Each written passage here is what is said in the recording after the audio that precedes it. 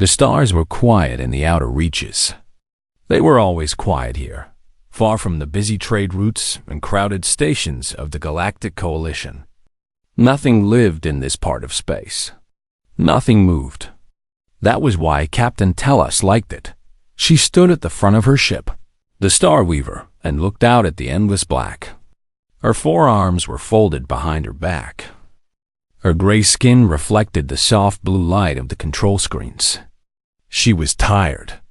They had been traveling for 3 weeks, mapping dead systems and empty planets. It was boring work, but someone had to do it. "Captain," said her navigator, a small creature with too many eyes. "I am picking up something strange." Tellus turned slowly. "Strange how?" "There is an object ahead. Very large. It is not on any of our maps." This was unusual. The Coalition had mapped most of the galaxy over thousands of years. They knew where every planet was. They knew where every asteroid floated. Finding something new was rare. "Show me," Tellus said. The main screen flickered and changed. At first, Tellus saw nothing but stars. Then the computer drew a circle around something in the distance. It was a shape. A long, dark shape drifting through space. "What is that?" she asked. "I do not know," the navigator admitted. "It appears to be a ship. A very old ship." Tellus felt a chill run down her spine. Old ships in empty space meant only one thing: death. "Scan it," she ordered. "Full analysis. I want to know everything." The crew worked quickly. Data filled the screens. Numbers and symbols that told a story Tellus did not want to hear. The ship was ancient. The computer said it was at least 800 years old, maybe more. It was made of metal and composite materials that no known species used anymore. The design was strange, built for long journeys across great distances. But the most troubling part was this: there were no life signs, no power readings, no heat. The ship was dead. "It is a ghost ship," whispered one of the crew members. Tellus did not believe in ghosts, but she understood why her crew was scared. Ghost ships were bad luck. They were tombs floating in the void, carrying the bones of forgotten travelers. Most captains would turn away and pretend they never saw anything. But Tellus was not most captains. "Take us closer," she said. "I want to see it." The Star Weaver moved forward slowly. As they got closer, the ghost ship grew larger on the screen. It was massive, much bigger than the Star Weaver. It could have carried thousands of people. Tellus tried to imagine what kind of civilization would build such a thing. Where had they come from? Where had they been going? And why had they died? "Captain," the navigator said, his voice shaking. "The ship is transmitting something." Tellus froze. "That is not possible. You said there was no power." "I know, but there's a signal. Very weak. It is repeating over and over. Play it." The bridge fell silent as a sound filled the air. It was not music. It was not speech. It was something in between. A pattern of tones that rose and fell like waves on a beach. The translator tried to make sense of it, but failed. The language was unknown. "I have never heard anything like this," Tellus said quietly. She listened for a long time. The signal was sad, she realized. It sounded like someone crying out across the centuries, hoping that someone, anyone, would hear them. "Where is this signal aimed?" She asked. The navigator checked his screens. His many eyes went wide with surprise. "It is aimed at a specific location," he said. "Coordinates in an uncharted region." "Captain, those coordinates are in human space." "Human space?" The words hung in the air like a bad smell. The humans were new to the galaxy. They had appeared about 50 years ago, claiming a small group of stars near the edge of known space. They were strange creatures. They kept to themselves. They traded a little but talked even less. Most coalition species thought they were hiding something. Why would an ancient ship be sending a signal to the humans? Tellus wondered aloud. No one had an answer. Tellus made a decision. It was a risky decision, but she was curious. She had to know the truth. Send a message to the humans, she ordered. Include the signal and our location. Tell them we found something that might belong to them. Her crew looked at her with shock. Contacting the humans directly was almost unheard of. But Tellus was the captain. Her word was law. The message was sent. Then they waited. 1 hour passed. Then 2. Tellus began to think the humans would ignore them, just as they ignored everyone else. Then a reply came. It was short. Just 2 words in simple coalition standard language. Tellus read them on the screen, and for the first time in her long career, she felt truly afraid. The message said, "We're coming." Tellus looked back at the ghost ship floating in the darkness. She looked at the ancient metal and the dead windows and the centuries of silence. What did we find? She whispered to herself. She did not know it yet, but she had just changed the course of galactic history. She had just woken up something that the void had tried to forget. And now that something was coming, the humans were coming, and they were bringing 800 years of grief with them. The message arrived on Earth at 7 in the morning. The sun was rising over Seoul, painting the sky in soft shades of pink and gold.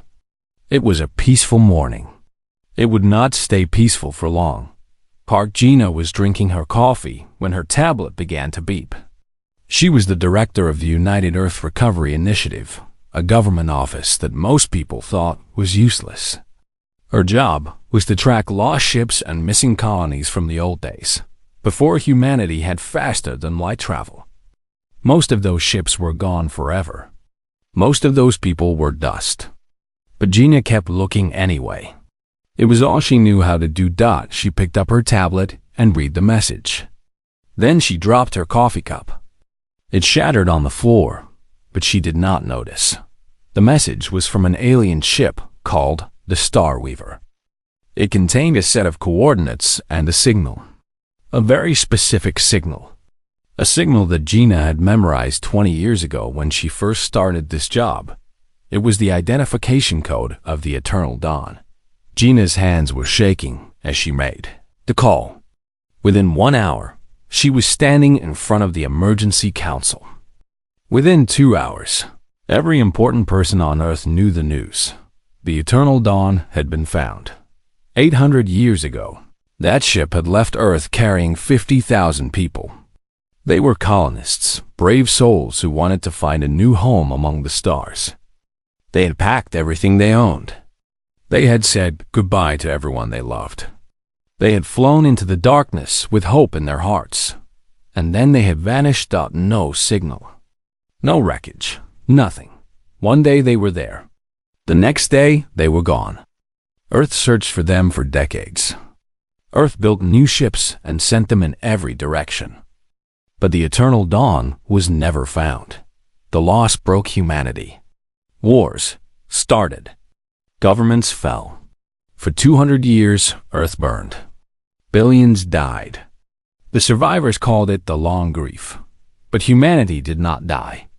Slowly, painfully, they rebuilt. They discovered new science. They built new ships.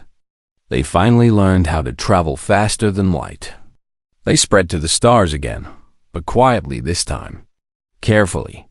They did not forget what they had lost. They could never forget. And now, after all this time, the Eternal Dawn had been found. Admiral Kang Do-hung was a serious man with gray hair and sad eyes. He had served in the Earth Defense Fleet for 40 years. He had never smiled in public. Some people said he had forgotten how. When he heard the news, something changed in his face. It was not a smile, but it was close. It was hope. "I will lead the mission," he said. It was not a request. The council did not argue. Everyone knew that Do-hun had ancestors on the Eternal Dawn. His great-great-grandmother had been one of the ship's doctors. Her name was Kang Mira. Dohan kept her picture in his office. He had never met her, but he loved her anyway. Lieutenant Yoon Hana was young and talented. She was the best pilot in the fleet, but she was also known for being reckless. She took risks that other pilots would not take. She flew faster than anyone thought possible. Some people admired her. Others thought she was crazy. When she heard about the mission, she volunteered immediately. "Why do you want to go?" Her commander asked. Hana thought about lying. She thought about saying something noble about duty and honor. But she was tired of lying. "My family was on that ship," she said quietly. 7 of them. "I need to know what happened." Her commander nodded slowly. He understood. Everyone understood. The fleet departed 2 days later. 12 ships carrying engineers, doctors, historians, and soldiers. They traveled faster than any ships had traveled before. They did not stop to rest. They did not stop to eat. They had waited 800 years for this moment. They would not wait any longer. Hana sat in her pilot seat and watched the stars blur past her window. She thought about her family. She thought about the 7 names on the manifest of the Eternal Dawn. 2 parents. 2 grandparents. 3 children. The youngest was a boy named Yoon Tae-ho. He was only 6 years old when the ship left Earth. Hana had a picture of him. It was old and faded, but she carried it everywhere. In the picture, Tae-ho was smiling. He was holding a toy spaceship in his hands. He had wanted to be a pilot when he grew up. He never got the chance. Hana wiped her eyes and focused on the controls. She had a job to do. She had a promise to keep Dot in another ship. Admiral Don stood alone in his quarters. He was looking at the picture of Kang Mira. She was young in the picture, younger than Doan was now. She was smiling at something outside the frame. She looked happy. "I'm coming," Dohan whispered to the picture. "I'm sorry it took so long, but I'm coming." The fleet flew through the darkness like a group of shooting stars. They were carrying the weight of 800 years on their shoulders. They were carrying the hopes of billions of people who had never stopped wondering, never stopped grieving, never stopped waiting. They did not know what they would find, but they knew one thing for certain. They would bring their people home, no matter what. Captain Tellus had seen many things in her long life. She had seen stars being born and planets dying. She had seen wars and peace and everything in between. She thought nothing could surprise her anymore. She was wrong. The human fleet arrived 3 days after she sent her message. 12 ships dropped out of faster than light travel at exactly the same moment. They moved together like a school of fish, smooth and coordinated. Talos had to admit she was impressed. The humans knew how to fly, but what happened next surprised her more than anything. The human ships did not approach the ghost ship with weapons ready. They did not scan it or probe it or treat it like a mystery to be solved. Instead, they surrounded it. They formed a circle around the ancient vessel, and then they turned on their lights. Every ship lit up at once. Bright white lights, soft golden lights, lights of every color. They pointed their lights at the ghost ship and made it glow. For the first time in 800 years, the Eternal Dawn was not alone in the darkness. Then the music started. It came from the human ships, broadcast on open channels that anyone could hear. Telas listened with all 4 of her ears. The music was strange. It was slow and sad, but also beautiful. It sounded like crying, but it also sounded like hope. "What are they doing?" asked her navigator. "I do not know," Telas admitted, "but I want to watch." Small shuttles began to leave the human ships. They flew toward the ghost ship slowly, carefully, like children approaching a sleeping parent. The shuttles carried teams of humans. Telas expected to see soldiers and scientists. Instead, she saw families, old people and young people, men and women. Some of them were crying before they even reached the ship. The first team to enter the ghost ship was led by a tall man with gray hair. Telos learned later that his name was Kang Doan. He was an admiral, the leader of the mission. But when he stepped onto the ghost ship, he did not act like a leader. He acted like a son coming home. "We found them," his voice crackled over the open channel. He sounded like he was crying.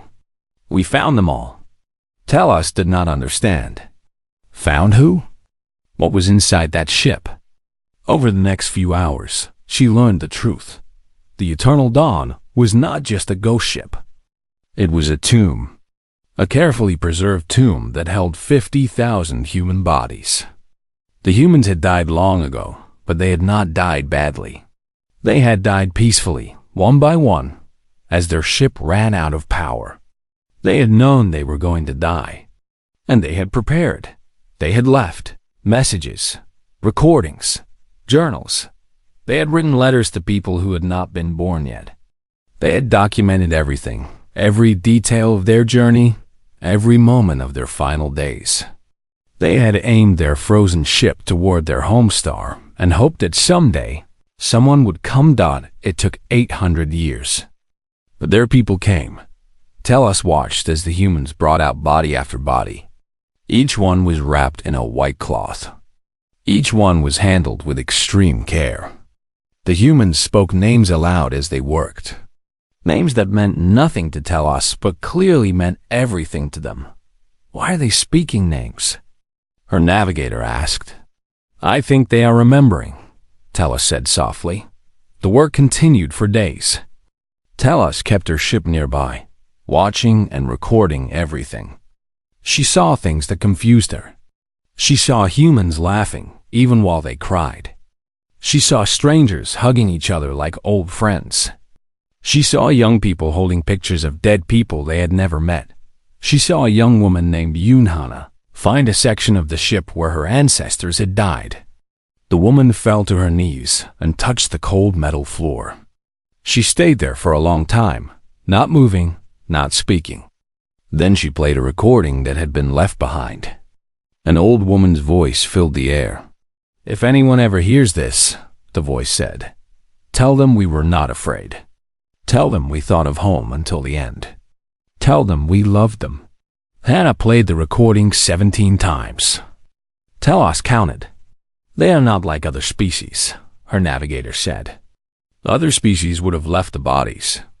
They would have taken what was useful and gone away." Telos nodded slowly. "Yes, the humans are different. Different how?" Telos thought about the question for a long time. She thought about the lights and the music and the names spoken aloud. She thought about the tears and the laughter and the love that seemed to flow from one human to another like water. "They remember," she finally said. "Other species forget. The humans remember. They remember everyone they have lost. They remember everyone who came before. They carry their dead with them like treasure." Her navigator made a confused sound. "That seems very heavy." "Yes," Telos agreed. "It is heavy. But they carry it anyway. That is what makes them strong." She looked back at the ghost ship, now surrounded by light and life. She looked at the tiny human figures moving back and forth, doing their slow and careful work. "We thought they were hiding," she said. "We thought they kept to themselves because they were afraid of us. But I do not think that is true anymore." "What do you think is true?" Telos took a deep breath. "I think they are healing," she said. "I think they have been healing for a very long time. And I think we just witnessed something important. Something that changes everything we thought we knew about them." She was right, but she did not yet understand just how right she was. The recovery took 3 weeks. 3 weeks of careful work, of gentle hands, of names spoken like prayers. Every body was found. Every body was catalogued. Every body was treated with respect. Admiral Kang Dawn did not sleep much during those weeks. He spent his nights walking through the empty hallways of the Eternal Dawn, reading the messages left on the walls. People had written their names everywhere. They had written goodbye letters, They had drawn pictures. One small child had written, "Mama, don't cry," in uneven letters near a sleeping chamber. Du-Han found the medical bay on the 5th day. This was where his ancestor, Kang Mira, had worked. Her body was there, sitting in a chair with her hands folded in her lap. She looked peaceful. She looked like she was sleeping. On the desk next to her was a recording device. Du-Han pressed play with shaking fingers. "This is Dr. Kang Mira," the recording said. "I am making this message for whoever finds us. I do not know when that will be. Maybe never. But I want you to know that we tried. We tried so hard to survive. The engine failed, and we could not fix it. The power was dying slowly. We knew we would not make it." There was a pause. Du-Han could hear Myra breathing in the recording. "I am not afraid," she continued. "I was afraid at first, but not anymore. We decided together that we would not panic. We would not fight. We would spend our last days being kind to each other. We would write our stories and seal them in the ship's memory. We would aim ourselves toward home and hope." Another pause. Longer this time. "I have a daughter on Earth. Her name is Kang Yumbi. She was too young to come with us. I miss her every day. I dream about her growing up, having children, having grandchildren. I will never see them, but they will exist. They will carry my blood and my name. And maybe, one day, one of them will find this message." Du-Han felt tears running down his face. He did not wipe them away. "If you are my descendant," Myra said, her voice cracking now, "I want you to know that I am proud of you. I am proud that you exist. I am proud that you came looking for me. I am proud that you did not forget. That is all I ever wanted. To not be forgotten." The recording ended. Du-Han stood there for a long time, crying quietly in the empty medical bay. He cried for Mira. He cried for all the people on this ship. He cried for the 800 years of grief that humanity had carried. Then he wiped his eyes and got back to work. Lieutenant Yoon Hannah found her family on the 7th day. They were in a sleeping chamber on the lower deck, all 7 of them together. The parents were holding the children. The grandparents were holding the parents. They had died as a family, wrapped in each other's arms. Hannah knelt beside them and looked at the smallest body. It was the boy Yoon Tae-ho, the 6-year-old who wanted to be a pilot. He was still holding his toy spaceship. After 800 years, he was still holding it. Hannah reached out and gently touched the toy. "I'm a pilot," she whispered. "I'm a pilot because of you. Grandma used to tell me stories about you. She said you loved the stars. She said you wanted to fly.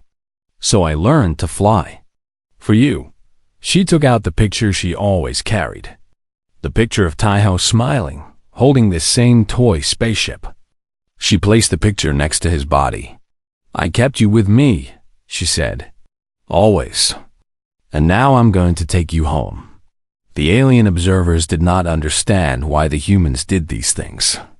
They watched Hannah cry over a body she had never known. They watched Du-Han listen to a voice from centuries ago. They watched strangers embrace each other simply because they had found the same names in the ship's manifest. Captain Telos recorded everything and sent it back to the Coalition. The message she attached was simple. These creatures are not what we thought. They are something more. They are something different. They carry their dead like we carry our flags. And I think that makes them dangerous in ways we never imagined. On the 15th day, Admiral Du-Han called a meeting. Every human in the fleet gathered in the main cargo bay of his ship. They stood shoulder to shoulder, thousands of them, waiting to hear what he would say. Du-Han looked at their faces. He saw grief. He saw exhaustion. But he also saw something else. He saw pride. 800 years ago, he began, we sent our best into the dark. They did not reach their destination. They did not build a new colony. They did not change the galaxy. But they did something more important. They left us their names. They left us their stories. They left us the truth about who we are. He paused and looked at the eternal dawn through the cargo bay window. We are the species that remembers, he said. We are the species that comes back. We are the species that does not leave our people behind, no matter how long it takes, no matter how far we have to go. That is our gift. That is our curse. And I would not trade it for anything in the universe. The crowd was silent for a moment. Then someone started to clap, then another. Then another. Soon, the whole cargo bay was filled with applause and cheers and tears. Humans who had never met before hugged each other like family. Because in that moment, they were family. They had always been family. They were humanity. And they never forgot. The journey home took 3 months. The eternal dawn could not travel fast, so the fleet moved slowly, towing the ancient ship like a precious child. No one complained about the delay. After 800 years, what was 3 more months? During the journey, the humans did something that surprised Captain Telos once again. They invited her aboard. She had been watching from a distance the whole time. She had recorded everything but understood little. When the invitation came, she accepted immediately. She wanted to know more. She needed to know more. Admiral Dohan met her at the airlock. His face was tired but calm. He shook her hand with one of his 2 hands. Humans only had 2 hands, Telos remembered. How strange. Thank you for finding them, Dohan said. We have been looking for 800 years. You succeeded where we failed. Telos did not know what to say. I did not do anything special. I just saw a ship and sent a message. Dohan smiled. It was a small smile, but it was real. Sometimes that is all it takes. One person sees something.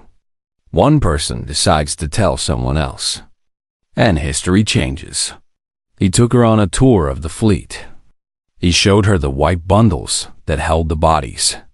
He showed her the recordings and the journals and the letters. He introduced her to people who had lost ancestors on the eternal dawn and people who had no connection at all but had volunteered anyway. Why did these people come? Telos asked, pointing at the volunteers. They have no family on the ship. They are human, Dohan said simply. That is enough. Telos thought about this for a long time. When the fleet finally reached Earth space, they found a welcome that no one expected. Thousands of ships were waiting for them. Civilian ships, military ships, old ships, new ships. Ships from every corner of human space. They filled the darkness like stars. And below them, on every planet and moon and station, billions of humans were watching. They had stayed awake all night. They had gathered in parks and squares and rooftops. They had pointed their lights at the sky and waited. The eternal dawn was brought into Earth orbit. For the first time in 800 years, the ship saw the planet it had left behind. The planet that had never stopped waiting. The planet that had never stopped hoping. Director Park Gina stood at the memorial site. It was built on the exact spot where the eternal dawn had launched all those centuries ago. The ground was covered with flowers. The air was filled with quiet music. 50,000 names were carved into black stone walls that stretched in every direction. The ceremony took 12 hours. Each body was brought down one at a time. Each name was read aloud. Each family that could be found was given their ancestors' belongings. Each person who had no family was buried in the memorial garden, surrounded by flowers and love. Yoon-hana carried the body of young Taiho herself. She walked slowly, holding him like he was still alive, like he might wake up at any moment. She placed him in the ground next to his family.